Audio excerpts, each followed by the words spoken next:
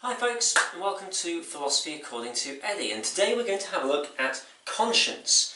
Now conscience is a very important part of morality and therefore a part of ethics, because it is essentially the voice in our head that tells us what is right and what is wrong.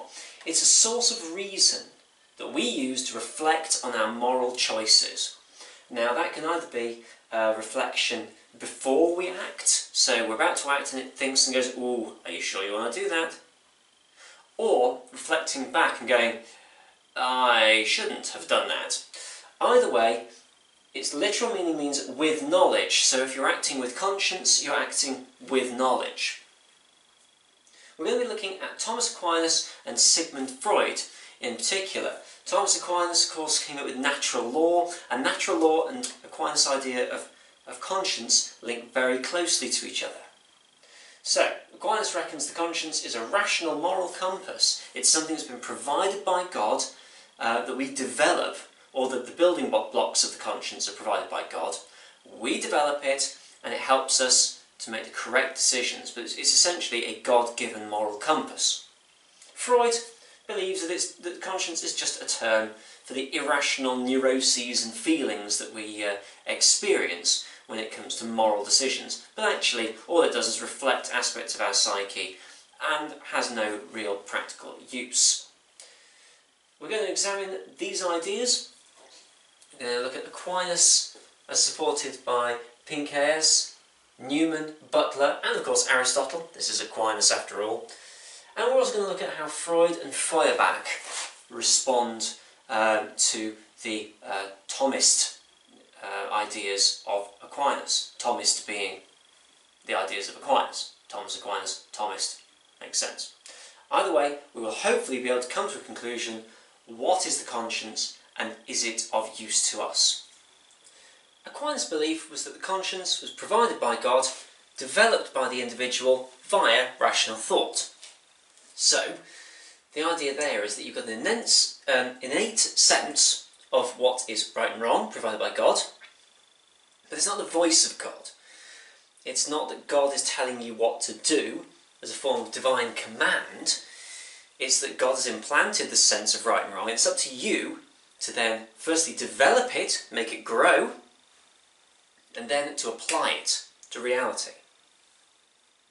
So the most fundamental and important aspect is ratio, which is innate reason. Now ratio is this idea that you have or ratio is a form of reason. It's your ability to reason and to think things through. And you've been provided that. It's a tool for logically working things out. Practica ratio is where you apply that reason to practical situations. So it's a subset of ratio. Now why is this important?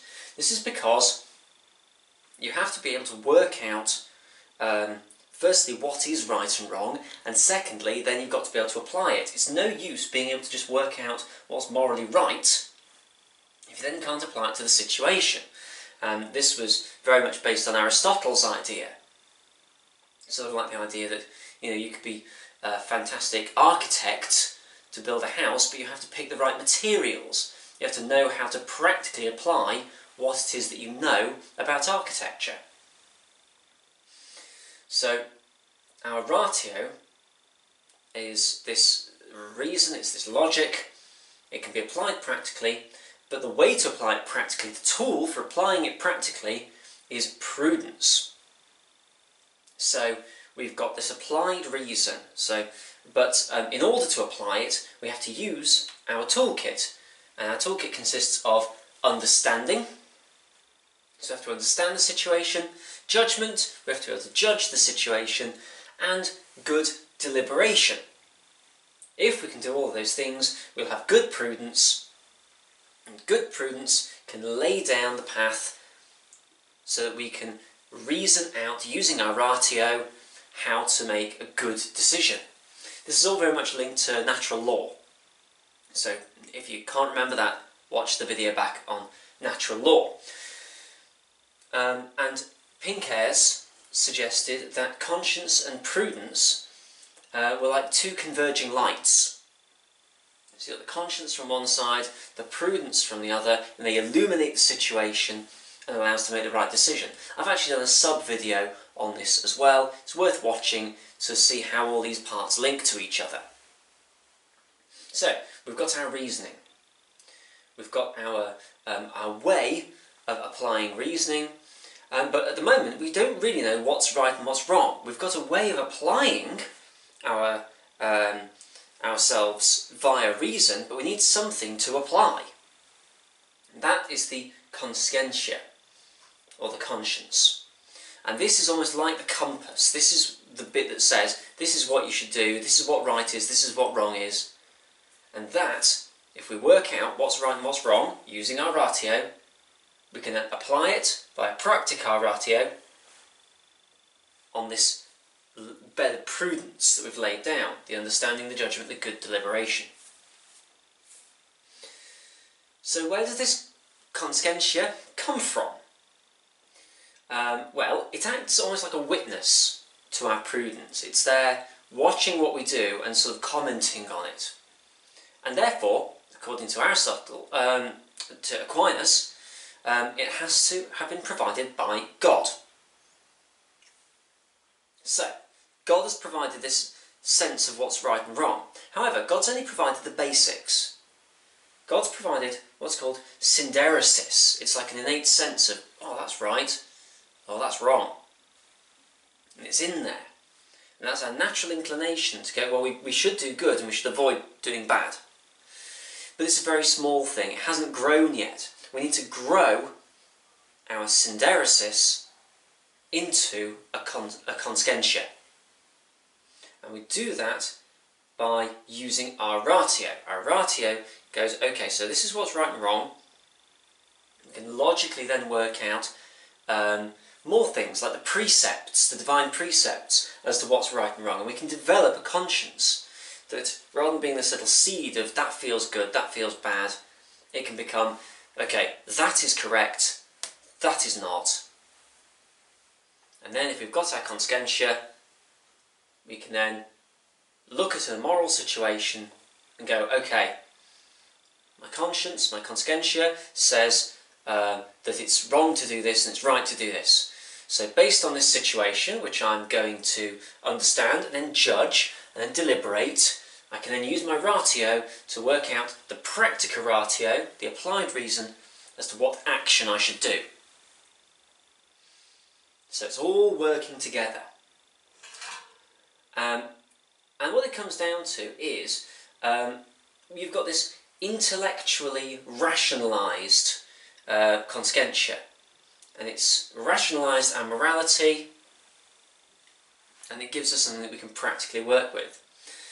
If you don't work out your synderesis properly, your conscience won't be right. Your conscience will go wrong. So you have to spend a lot of time rationalising what's right and what's wrong, working out the precepts, primary and secondary, and that will lead you to having a good conscience rather than a poor conscience. Now, it is worth bearing in mind there is also the term syneidesis, and this means self-knowledge, so knowing oneself. If you know yourself, and you've got the sense of right and wrong, you're onto a winner. Now, this is compared to, for example, Newman, who suggested that the conscience was the voice of God in our heads, and Butler, who suggested that the conscience is a God-given guide, but like ready-formed, so God gives us our conscientia rather than the synderesis. Aquinas rejected that. He thought, no, it's not the voice of God because we are free, we have free will, so we're not being determined by God. But also, the conscientia itself isn't a God-given guide, because if it was a God-given guide, the conscience would never go wrong. But sometimes it does. And that means God has given us the synderesis, which is the natural inclination, but if your conscience goes wrong, it simply means you haven't rationalised it properly. You haven't rationalised the synderesis properly into a fully working conscientia, or you haven't used good enough prudence, so you haven't understood, judged or deliberated properly, and therefore you haven't been able to apply your reason correctly. Basically, God's given us all the tools and all the materials, but it's up to us to make the decisions. And if we make bad decisions, it's because we've used these tools and materials wrong. Now, all of this is obviously very theological, but it actually works quite well with materialism as well. If you take away the idea that God's given these things, you can sort of make them into materialist ideas. The idea of an innate sense of right and wrong that we then have to form into morality, which then becomes ethics that can be applied via rationality. It's actually very compatible. So Aquinas' ideas are actually, although quite complicated, they work in a step-by-step process that makes sense and is compatible with materialism, making them a pretty strong argument. Aquinas tells us how to use our conscience in moral decisions, and again he draws from Aristotle here. He believes that bad decisions can be made, and can be made actively, which is very Aristotelian, and he believes that the reasons for bad decisions are ignorance and lack of choice. Now, you may actively choose to do bad, but that's because you are ignorant of the fact that this is an irrational choice, for example. Or you may choose to do bad because you haven't got any other choice. In order to sin, you must have full knowledge that you are sinning and full consent to sinning. So you must agree to the sin. If you're forced into it, even if you have full knowledge that you're sinning, you can't be held blameworthy. So, lack of choice, what do we mean by that? Well, if you're under severe pressure to do something, then you can't be expected to fully consent. So, if someone says to you, you must murder someone or we will murder your family, yes, you are doing something that's bad, but you've had the choices taken off you. So you can't be held responsible for your sin because you haven't got the choice to say, no, I won't. Or not in any reasonable sense. And also, you cannot fully consent if you're unknowing of the alternatives. So if you're ignorant of the alternatives. However, this is where we go into the idea of ignorance a little deeper. Because Aquinas says, in some circumstances you are free from blame, and some circumstances you are to blame if you are ignorant of the alternatives. There's a difference between vincible ignorance and invincible ignorance. Vincible ignorance is where you choose to remain ignorant, or you are careless and you are ignorant as a result of your carelessness. So, for example, if you were to kill someone drink driving, you'd be vincibly ignorant, because even if you said, well, I didn't know that I shouldn't drink and drive, it's very easy to find out that you shouldn't, and it's very easy to logically work out that you shouldn't. Try it actually, try using Aquinas' natural law in the precepts, and you'll find out very quickly that drink driving is definitely against the primary precepts and secondary precepts. But anyway, don't drink and drive, kids. So, that would be vincible ignorance. Now, if you couldn't be reasonably expected to know otherwise, you can't be held to blame. So, for example, if you bought someone a meal out, but actually the meal that they had was toxic in a way that couldn't be detected and they died, you couldn't be held responsible for that because you wouldn't have known. If, however, you'd taken them for a meal out and they were allergic to nuts and you got them some food that had nuts in it and you could have found out, you could have asked, vincible ignorance, because it was your carelessness that led to the bad decision. So, if you're invincibly ignorant and or your choices were forced, then you are not to blame. It's very much the idea of double effect. So if, for example, you were driving at the speed limit and carefully, and suddenly someone ran in front of you, and you didn't have the chance to swerve, and you hit them and killed them, then you wouldn't be to blame. because you wouldn't have had any other alternative. However, if someone ran out in front of you and you did swerve and you ran into a car and accidentally killed someone, again, you wouldn't be to blame because you didn't have a choice there. Your choice was either run over the person in front of you or to swerve. And according to double effect, you did the right thing, so you're not to blame. You can regret it though, and that shows that the conscience is working if you think, I wish that hadn't happened.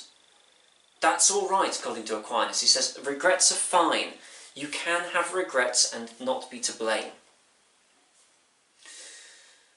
So, the demands of conscience, in summary, according to Aquinas, are we need to seek good, and we need to seek it actively. This is from Synderesis.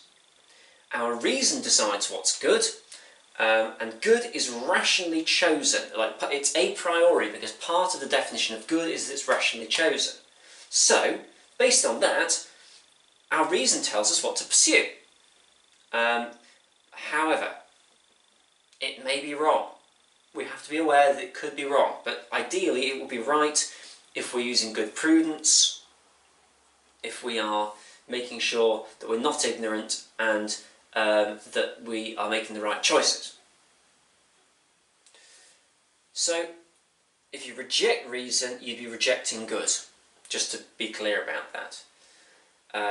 And therefore, you should always follow your reason. You shouldn't just make snap decisions, you should follow your reason, and that will take you, that will activate the conscience, and you will be able to then move forward and make the correct moral decision. Freud asks the question, why do we feel guilt and responsibility? Now this is different to Aquinas' question, which is how the conscience works. And Freud is suggesting that the conscience actually is an internalisation of authority figures, which he calls the superego. Now, I'm not going to get into psychosexual development here. There's plenty of information on it. You can look it up. But essentially, the ego is the rational self which tries to control the id, which is the instinctive, animalistic self, very much like Plato's charioteer. Now, the superego punishes the ego with anxiety and guilt if it strays away from controlling the id. And this is developed from social authority, so schools, father figures, that sort of thing. And conscience and guilt, therefore, are byproducts of the id, the ego and the superego all clashing. So generally around, as Freud thought, sexual ideas. The id's sexuality, the ego trying to control it, and the superego punishing the ego for not doing it well enough. So really it comes down to the id being repressed by the superego. And Freud reckoned this came back to the Oedipus complex, based on the ideas of Fraser, and also going back to Greek mythology. The id basically is fighting against the internalised father figure that is the superego.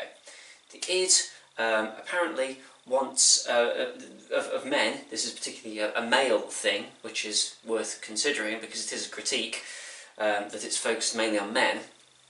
The id has sexual desires, wants to kill its father and have sex with its mother, and the internalised father figure of the superego makes the id feel guilty for this, to try to hold it to task and to make it follow social codes of conduct.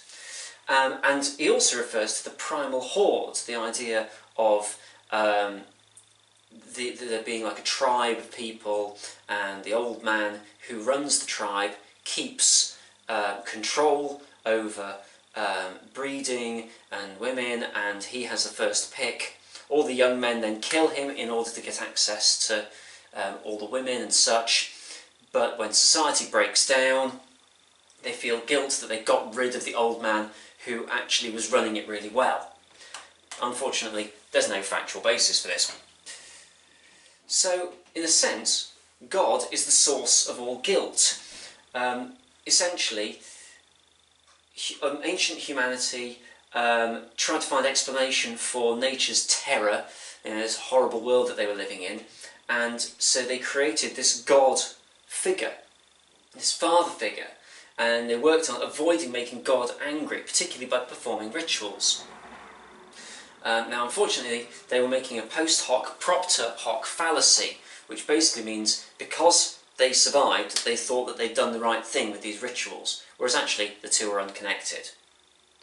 Incidentally, John Hick thinks that by using this explanation, Freud is actually leaving a place for God in his explanation of the conscience. So Freud might actually be undermining his own atheism. But the idea is that we have then, further down our evolutionary line, equated the powerful father of the industrial world with God. And together these ideas, this sort of idea of God and the idea of the father figure, create the superego.